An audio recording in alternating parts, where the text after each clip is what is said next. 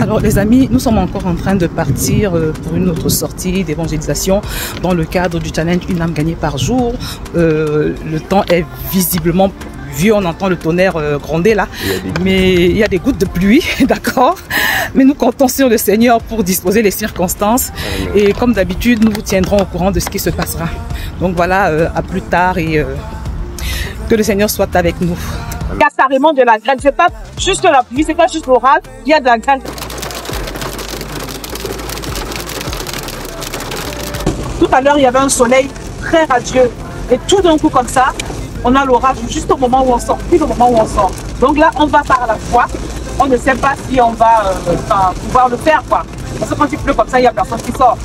Donc, nous y allons quand même, nous allons voir ce que ça va donner. C'est vraiment de me repentir et de faire la paix avec Dieu. Et comme vous avez entendu, on m'avait prêché l'évangile plusieurs fois, on m'avait dit que, en fait, pour faire la paix avec Dieu, il faut accepter Jésus. Parce que Jésus, c'est le trait d'union entre Dieu et l'homme. Donc, j'ai fait cette prière-là.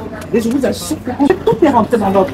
Bon, le message que je partage, c'est vraiment d'encourager les gens à faire la paix avec Dieu, pas seulement prier. Quand on n'a pas fait la paix avec Dieu, on est séparé de Dieu.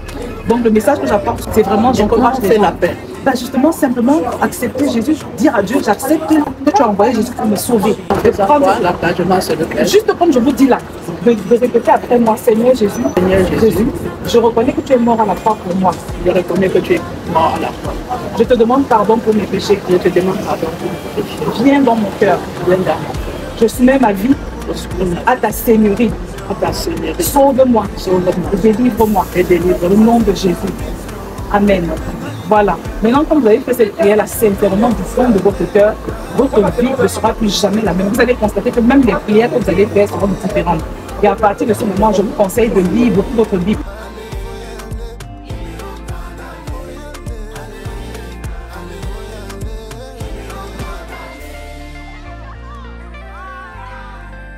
Même si vous ne croyez pas forcément en Dieu, en fait, à vous tourner et à faire ce pas à la vers Dieu en disant ok, Daniel il m'a parlé de son histoire, etc.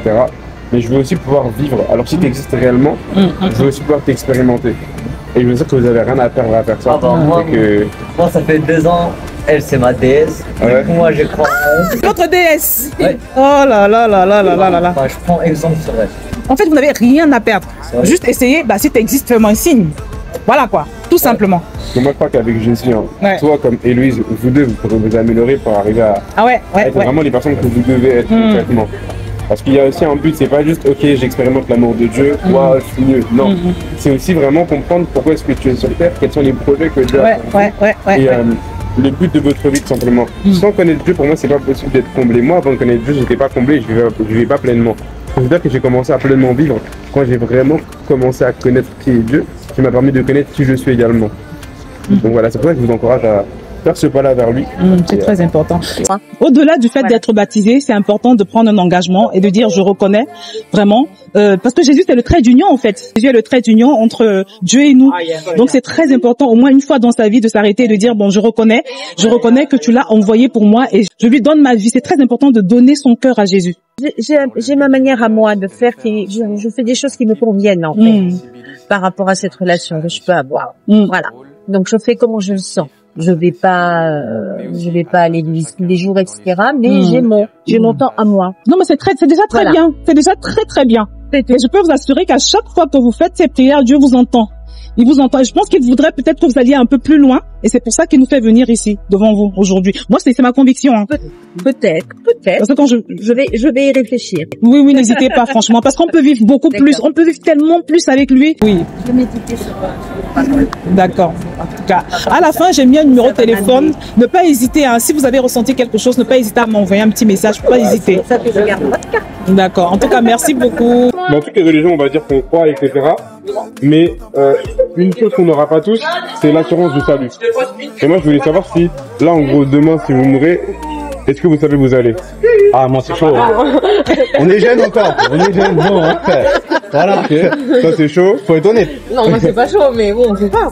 Tu sais pas? Et toi? Bah, je pense qu'on est jamais sûr de vraiment aller au bon endroit. C'est ça, justement, le point qu'on est venu vous annoncer aujourd'hui. C'est que, moi, aujourd'hui, en tant que chrétien, si j'ai l'assurance que demain je meurs, je vais au ciel, c'est pas parce que je fais des bonnes œuvres, c'est pas parce que je suis une bonne personne, c'est pas parce que non. J'ai cette assurance-là, pourquoi? Parce que Jésus-Christ, il est mort à la croix pour nos péchés, je pense que ça, on le fait tous, voilà. Et que, en fait, par son sacrifice, il nous a donné accès à une vie, donc la vie éternelle, malgré nos mauvaises œuvres. Donc vous êtes d'accord de faire la paix avec Dieu quand même? Vous êtes d'accord avec le principe de faire la paix avec Dieu? Vous voulez pas faire la petite prière avec nous? En 30 secondes, 30 secondes. Peu importe le moment, mais c'est très important de faire la paix avec Dieu. Vous avez donné ma carte ou pas? D'accord, ok, super. N'hésitez pas à lire mon histoire. Je te remercie d'être mort à la croix. Je te remercie d'être mort à la croix. Pour moi. Pardonne-moi mes péchés. Pardonne-moi mes péchés. Entre dans mon cœur. Entre dans mon cœur. Je te donne ma vie. Change ma vie. Délivre-moi. Merci. Merci. Au nom de Jésus. Amen.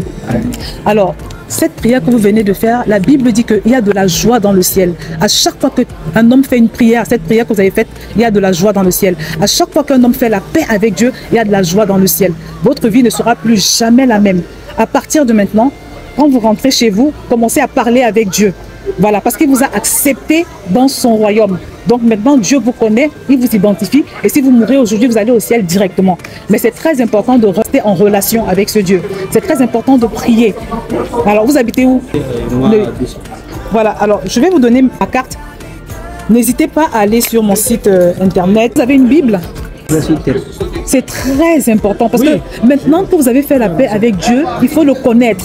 Parce que quand tu entres en relation avec quelqu'un, la prochaine étape, c'est de mieux le connaître. Et pour mieux connaître Dieu, il faut lire la Bible. Donc si vous allez sur Internet, vous tapez Bible gratuite.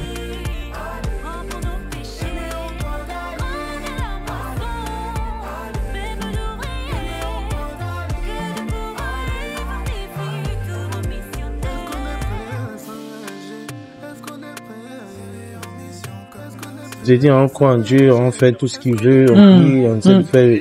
On n'est pas parfait, tu vois, mais on essaie de faire... Vous avez l'impression que Dieu vous a oublié. Je vais vous dire le problème qui se passe. Moi aussi, j'avais l'impression que Dieu m'avait oublié parce que j'étais suicidaire, dépressive, je cherchais le travail, j'arrivais pas à trouver, j'étais toujours malade et je priais. Un jour, j'ai dit à Dieu, mais je ne mens pas, je ne vole pas, je suis pas malhonnête. Pourquoi rien ne marche dans ma vie? Et c'est là où j'ai eu une conviction de péché. Et j'ai compris qu'en fait, quand on prie sans être réconcilié avec Dieu, sans avoir fait la paix avec Dieu, c'est complètement inefficace. Parce que depuis le péché du jardin d'Éden, quand on lit la Bible, nous naissons pécheurs en fait. Donc quand tu te présentes devant Dieu pour prier, en fait, Dieu il sent une mauvaise odeur. Ce qui enlève la mauvaise odeur, c'est le sang de Jésus. Voilà. Donc c'est pour ça que c'est important d'accepter Jésus qui est le bras tendu de Dieu à l'humanité. Une fois que vous acceptez Jésus, vous devenez propre aux yeux de Dieu, vous devenez purifié. C'est pas une question de vos bonnes œuvres, c'est le sang de Jésus. Juste s'humilier et dire, je reconnais que je suis un pécheur et que tu as envoyé Jésus pour me sauver. C'est juste simplement ça. Et quand vous faites ça, je vous assure, vos prières changent complètement devant Dieu. Quand vous faites ça, même si vous mourrez aujourd'hui, vous allez au ciel, vous avez l'assurance que vous allez au ciel. Parce que Jésus, c'est comment je peux dire, il est le chemin, comme la Bible dit. Il est vraiment le trait d'union entre Dieu et nous. Donc je vous encourage vraiment, vraiment à faire cette prière de réconciliation. Et vous allez voir que vos prières vont changer. C'est très, très important ce que je vous partage aujourd'hui. Et c'est ce que je partage sur mes plateformes, mon témoignage, je le mets un peu partout. C'est très important. Donc, si vous êtes d'accord, j'ai juste 30 secondes. C'est un engagement en une phrase. Seigneur Jésus, je te demande pardon pour mon péché. Je te soumets ma vie. Entre dans mon cœur, change ma vie. C'est tout. C'est la prière qu'il faut faire. Mais sincèrement, c'est pas des mots. Il faut que ça vienne du fond du cœur. Et quand vous avez fait cette prière, votre vie n'est plus jamais la même. Voilà. Donc, si vous êtes d'accord, en 20 secondes là, on l'a fait et vous viendrez témoigner. Vous viendrez témoigner de ce que Dieu aura fait dans vos vies. Donc, on va le faire. Hein. Vous allez simplement répéter après moi. Seigneur Jésus. Seigneur Jésus. Merci d'être mort à la croix pour moi. Merci d'être mort à la croix. Je te demande pardon pour mes péchés. Je te demande pardon. Entre dans mon cœur. Sauve-moi. Change ma vie. Transforme-la. Au nom de Jésus. Amen. Alors, la prière que vous venez de faire, la Bible dit qu'à chaque fois qu'il y a un homme qui se réconcilie avec Dieu, au travers de Jésus, il y a une grande joie dans le ciel. Donc, actuellement, là, il y a une grande joie dans le ciel. Votre vie ne sera plus jamais la même. Je vous encourage désormais à parler à Dieu comme si il était là. Parce qu'il ne vous voit plus de la même façon. Voilà, on a fini. Alors, on a fini, j'ai fini. Daniel est parti, il m'a lâché parce qu'il avait son temps d'évangélisation à lui avec les bien-aimés du groupe de jeunes de l'église. Donc on est allés dans une première gare. Initialement, on n'avait pas prévu d'aller dans cette gare-là. C'est parce qu'il pleuvait tellement, il y avait un orage terrible. Donc on ne pouvait pas venir ici, là où je suis là habituellement, en plein air. Donc on était obligé de trouver un lieu couvert. Donc nous sommes allés à la gare. Le temps était pluvieux, les gens étaient pressés. Vraiment, c'était pas du tout favorable, les amis. On a fait ce qu'on a pu. C'était pas du tout facile, comme je vous dis, parce que le temps ne s'y prêtait pas tellement. Il y avait encore des gouttes de pluie.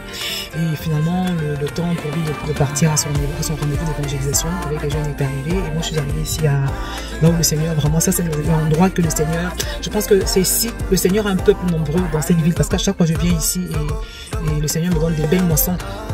Donc j'ai pu parler aux gens. Vraiment, j'ai eu le cas d'un monsieur là, il était avec sa fiancée, je crois. Il n'allait pas du tout bien. Et elle m'a dit que c'est Dieu qui m'a envoyé. Elle me dit c'est Dieu qui vous a envoyé.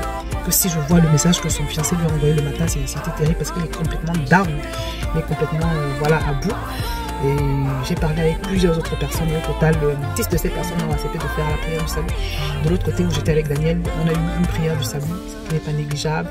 Et vraiment, on rend grâce à Dieu. C'est parce que c'était inespéré. Je vous assure que si vous voyez comment il a plu, dès qu'on a démarré, si j'avais eu cette pluie là avant de sortir, je pense que j'aurais annulé la sortie. C'était pas une pluie, c'était un orage avec de la grêle. J'ai cru même que les vitres de ma voiture allaient prendre un coup. Donc, ce n'est jamais évident. Ce qui s'est passé aujourd'hui, c'est le fruit de la grâce de Dieu. Donc nous lui disons encore merci. Continuons à évangéliser, continuons à persévérer dans ce travail-là. Ce n'est pas facile, mais Dieu est avec nous. Il suffit que Dieu soit avec toi. Pour que tu gagnes une âme, il faut que Dieu soit avec toi et qu'il dispose son cœur. N'oublie jamais, ce n'est pas toi qui le fais. C'est Dieu qui le fait au travers de nous. Donc, nous lui rendons infiniment grâce. Et donc voilà, que le Seigneur vous bénisse et rejoignez-nous.